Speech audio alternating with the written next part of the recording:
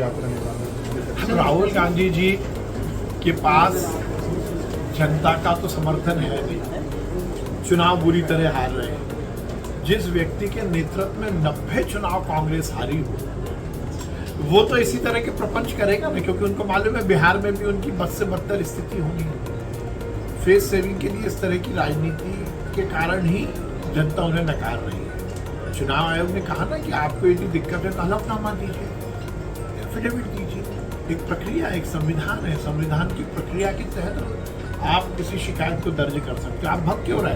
आपके पास तथ्य हैं, आपके पास यदि कोई आंकड़े हैं तो तथ्यात्मक रूप से उसको हलफनामे के माध्यम से दीजिए। चुनाव आयोग तो बैठा है, चुनाव आयोग तो बोल रहा है ना कि हम जांच भी करेंगे, परंतु बिना किसी बात के केवल जनता को गुमराह करना ही अर्बन नक्सलाइट का भाव होता है।